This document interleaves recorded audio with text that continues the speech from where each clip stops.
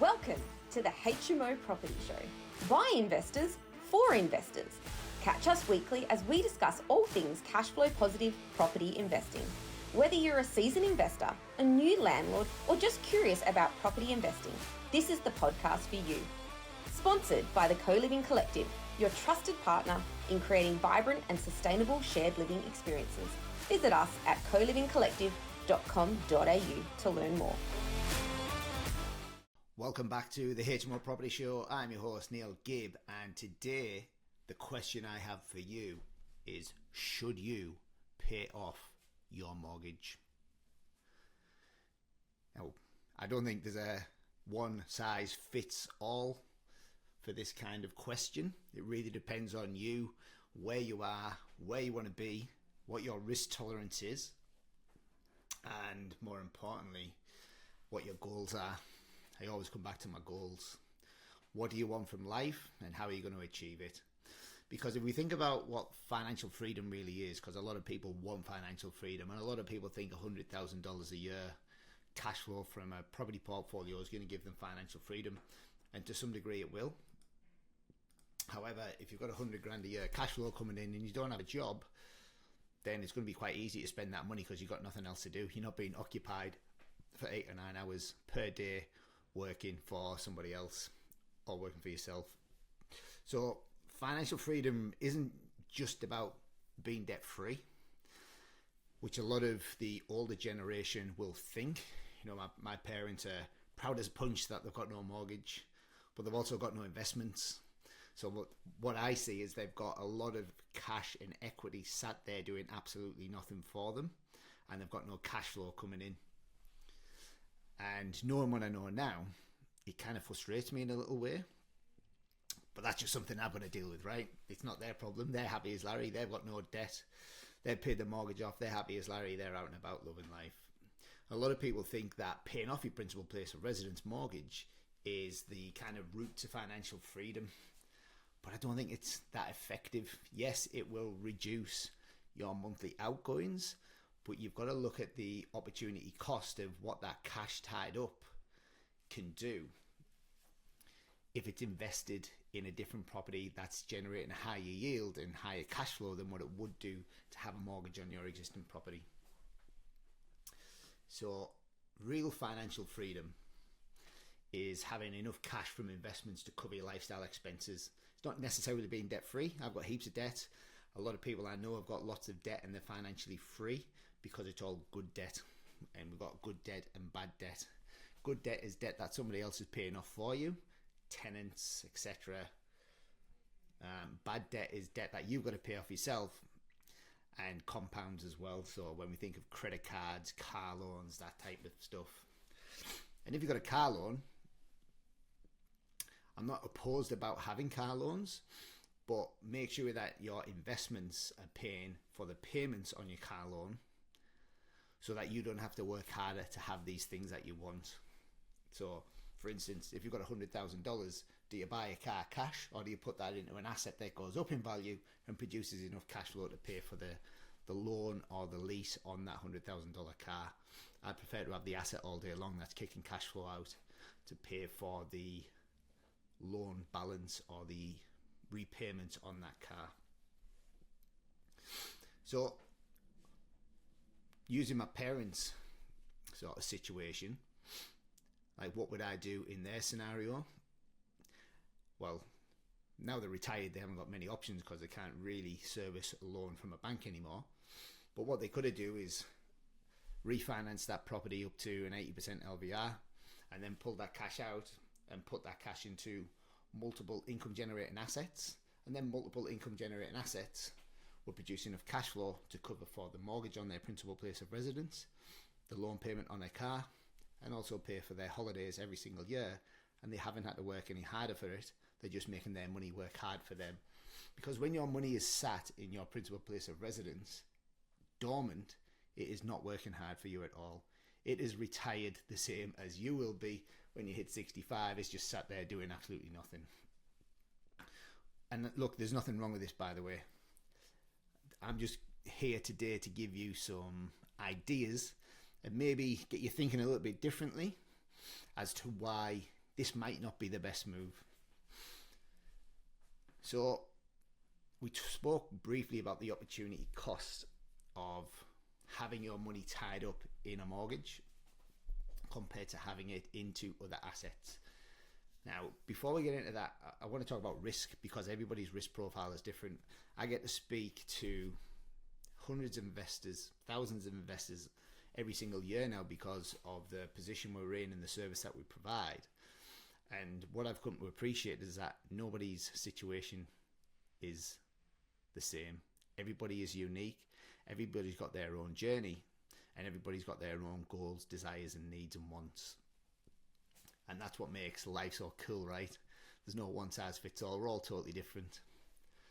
So some people may like the satisfaction of having a low debt level or no debt level on their principal place of residence, where other people like myself, especially at a younger age, and I think age definitely plays a part in risk and risk tolerance. But what I generally see as well with the investors that we work with, the younger generation, are generally higher leveraged, aggressive, taking more risks. You don't risk anything, you risk everything. And then I see the older generation, 55-year-old plus, they are kind of in debt reduction mode, paying down debt, looking for that one eye on retirement and thinking, how do I generate enough cash flow so that when I stop working, I've still got income coming in and I'm not draining my superannuation, which is probably going to run out anyway because the balance is low, and you don't want too much life left at the end of your money, because that's going to put you in a pretty tricky situation and you're going to become a statistic, and we don't want that. We all deserve a good life. I think life is absolutely insane. It's beautiful, and we deserve to get the best out of it, and we get there. I think we deserve to experience everything that life has to offer. So there is an emotional security of owning your own home. I absolutely appreciate that. But this could also limit your financial growth, because what you can't do is save yourself to wealth. You can't save your way to wealth. Money getting tied up in your property is still sat there, and you could say, well, my property's worth $1 million, but you might have no money in the bank, and you can't, I say this all the time, you can't pay your shopping bill. You can't go to Coles and Woolies and just tell them that your property's worth $1 million. They need cash flow, whether that's your wages from the job that you've got, or whether that's income and cash flow from your property portfolio to pay for your groceries and your fillet steaks and your yogurts and all the other stuff that you want to take home from their store. Cash flow is king, and income is the outcome that we're looking for when we invest in property. And I've been studying quite a few other kind of property investment companies, buyers agents, and their strategy is kind of buy a heap of residential properties in high growth areas, leverage from one into another, leverage from one into another, leverage from one into another. So you've got multiple properties going up in value, but they actually appreciate the fact that the yields on them are so low that you're not going to live a really good lifestyle.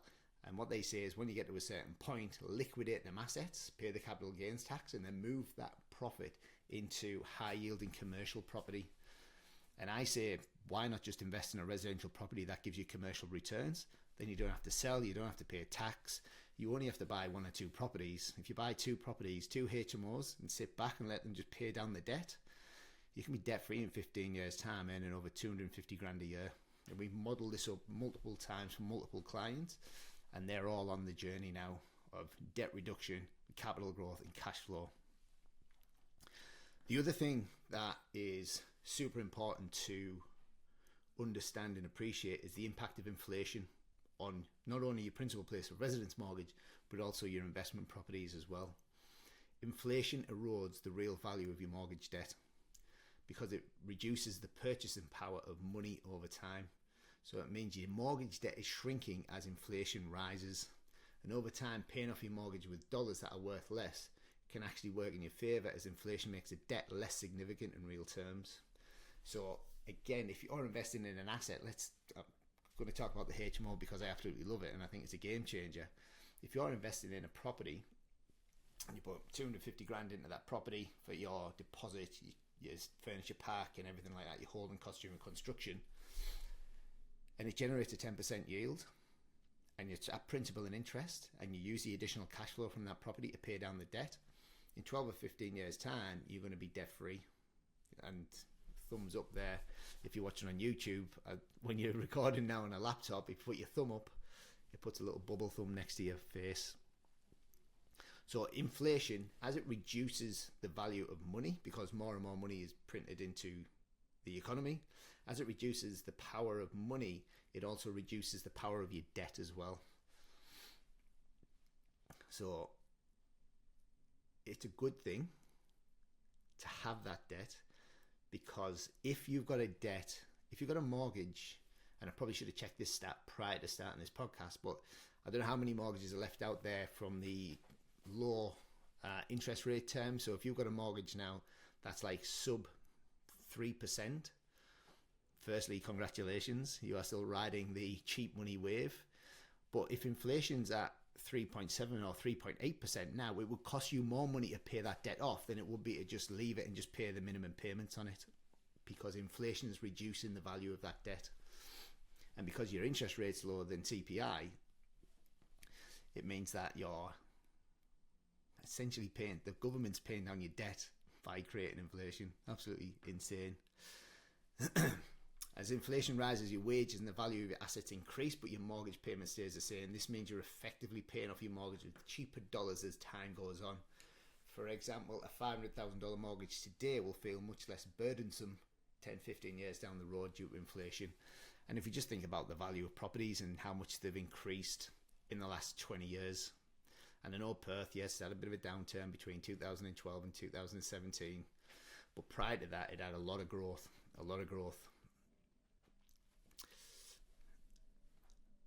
What else have we got? I've said there, if your mortgage rate is 3%, but inflation is 5%, paying off the mortgage means that you're locking in a 3% return. When inflation is eroding the value of your money by 5%, you're effectively losing 2% in real terms. Then you've got, again, coming back to that opportunity cost. Could you pull that money out of your principal place of residence and invest it into something else that yields a higher return? If it's a HMO, great. If it's a commercial property, great. But you cannot save your way to wealth. You need to invest in assets that go up in value and ideally produce cash flow. Negative gearing has got a place in the market, don't get me wrong. But if your goal is to generate income so that you can retire, whether that's early or whether that's when you're 65, then you need to invest in assets that are producing higher than a 3 or 4% yield. Capital growth is great, don't get me wrong, but you can get capital growth and cash flow from a HMO. We've been doing it all day, every day since we started doing this. We've had clients that have paid $550,000 for HMOs. One client just sold one for $925,000 whilst he's been getting positive cash flow for the 4 years that he's owned it. And he's got the point now where he's like, well, I can take that money and I can pay down the debt on my principal place of residence. Now, I was against this at first, but then we had to consider his age, we had to consider his goals, we had to consider his risk tolerance, and we had to consider all the other things that were going on in his life, kids, stuff like that. It made sense for him to do that, and he's not as risk averse. He's risk averse. I'm not risk averse as me. So it made sense for him to do that. Real estate is a vehicle, and that vehicle can help you get from A to B. When you get to B, then you can get out of the vehicle. You can give the vehicle to somebody else. It's entirely up to you. Remember, I'm just trying to give you things to think about in this podcast. But rather than using the extra cash to pay down your principal place of residence mortgage, you can invest that in opportunities that yield higher returns in inflation, rental properties, stocks and shares, cryptocurrency, if you know what you're doing in that space as well. I've got a little bit sick of the crypto thing. I don't know it. I don't understand it. I don't have the time. I'm just stepping out and letting everybody else enjoy it. I know property. I appreciate property. I love property. I'm good at property. I've made some good money on property, and I will continue to make good money on property for myself and for my clients. But again, if let's say your property is now worth $1 million, your principal place of residence, and it's debt free, you've got $1 million sat there in that property. You could potentially take that $1 million and invest that in 4 HMOs, 250 grand each, and the cash flow from them 4 HMOs could pay down the debt on them 4 HMOs, and in 20 years, them 4 properties will be debt free. If they're generating over $100,000 each, you'd be generating 450 grand a year cash flow from them 4 properties. And that 450 grand a year cash flow could then pay down the debt on your principal place of residence in 2 years, 3 years, whatever it's going to take. It's incredible when you think about the power of it. But also, if you've got $1 million property and you've got $1 million in that property because you've got no debt, and the market goes up 10%, then you've made $100,000 and you've made 10% on your $1 million. But if you've got an 80% LVR on that property, which means you've only got $200,000 in that deal, and your $1 million property goes up 10%, that's $100,000. That means you've made a 50% return on investment on your $200,000 in that deal. That's the power of leverage, and that is the opportunity cost of having less money in a project leveraged against the bank and using the bank's money and tenants to pay down your debt. So when does it make sense to pay down your principal place of residence mortgage? Depends what your goals are. As we said at the start of this, there's no one shoe fits all. There's no hard and fast rule. Everybody's different. Age, life, risk, retirement goals, whatever you want, guys. It's entirely up to you. But if you're near retirement and looking for stability, paying off your mortgage and your PPR might make sense to reduce financial stress. And I'll go back to my parents again. They're now retired, and their only outgoings really is them enjoying life. Well done. However, for the younger investors that are more aggressive and wanting to build wealth, and they can ride ups and downs in markets and stuff like that, then investing that capital elsewhere is obviously going to help them build wealth in the long term. Now, it's not a silver bullet. You're not going to invest and then in 2 or 3 years' time be multi-millionaire with loads of cash flow coming in. You could be, depends on how aggressive you go, how creative you get. If you use manufactured growth strategies and do joint ventures and stuff like that. But if you're going to do that, you still need to learn how to do that. There's still a lead up to be able to put deals together like that and build a brand and reputation so that you can raise joint venture money from capital partners and do deals like that, right? And it all takes time. You're not going to plant a tree, or you're not going to plant some seeds for a tree and then come back the next day and expect to see a tree, right? It takes time for that tree to grow. It takes time for them roots to bed in. It takes time before you see any fruits on that tree, and that's exactly the same. That's why I always preach about learning, coaches, mentors, courses, doing as well. The best lessons come from doing. So everyone says knowledge is power, but effective execution of knowledge is true power. Learn and do. And if you make a mistake, that's good, because you're learning how not to do something, and you can go in and do it again better the next time.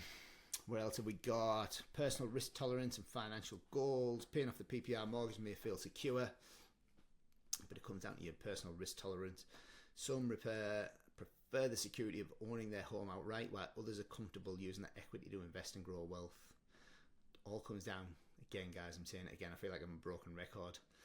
The other thing is there's no tax deductibility on your principal place of residence, so your investment holding costs are tax deductible, where your mortgage on your principal place of residence is not tax deductible as well. So again, you can probably, and you need to get some tax advice on this, take that money out of your PPR, use it as equity on property, investment properties, HMOs, whatever you want to do. Get yourself a good accountant, make sure all that tax or that interest and the holding costs are tax deductible, and then you can potentially use some of that in the future again to pay down your principal place of residence mortgage. But I would rather have 10 properties that are going up in value at 7 to 8% per annum, rather than one property that's going up 10% per annum, because you've got multiple properties that are compounding. Inflation as your friend, we've touched on that already. A mortgage on your principal place of residence can be a hedge against inflation. As inflation rises, the real value of your debt decreases, while other assets like your investments or home value generally grow with inflation. Why is that? because there's more money in the economy, so people feel like they can pay more for stuff. Kind of like a false economy, right? And paying off your mortgage can make you feel safe because you've got no debt, but it also reduces the ability to take advantage of inflation. So inflation isn't too bad, right? I know, yes, your holding cost goes up, your Coles shopping weekly shop goes up in value. I think I've mentioned that a few times. Still makes my eyes water now. 2 bags of shopping, $300. Wowza. And then you got to think about if you've got the time, the skills, the knowledge, the experience, the people around you. Remember, your proximity is power and your network is your net worth. You get the right people around you and ask the right questions and get the right answers, then you could potentially take the money from your principal place of residence and invest it in other assets. And I'm not just saying you need to invest in HMOs. There's so many different investments out there, right? You can invest it in business, you can invest it in shares, you can invest it in real estate. All in all, I hope that helped. The reason that I wanted to do this today is, like I say, I speak to lots of people and I see lots of people that are debt free on their principal place of residence, and they want to build wealth, but they don't necessarily want to redraw on their principal place of residence because it then means they've got a debt on their house again. And it's not a bad thing, because it can be a good debt if you invest that equity into more properties that produce enough cash flow to then pay down the debt on the principal place of residence. So I hope that helps, guys. By the way, the Australian real estate market has only got a 20% debt on it. Like, I can't remember the exact figure, but I think it's something like $10 trillion worth of Australian real estate and only $20 trillion worth of debt on it. Sounds like a lot, $20 trillion worth of debt, but when it's worth 10 trillion and it's only got $2 trillion worth of debt, it's a 20% LVR, which means it's 80% debt free. That's staggering, absolutely staggering. So I hope that helps, guys. Got any questions? As always, hit me up, send me a message, Neil at the HMOPropertyCo.com, or just hit me up through some of the socials. Love having conversations with people. If you're debt free in your mortgage, let me know. If you're not, let me know. Let me know why you're not. Let me know why you are. Just remember that every master was once a disaster and every winner was once a beginner. Thanks for watching. Make sure you tune in the same time next week so you can stay up to date with all cash flow positive property updates.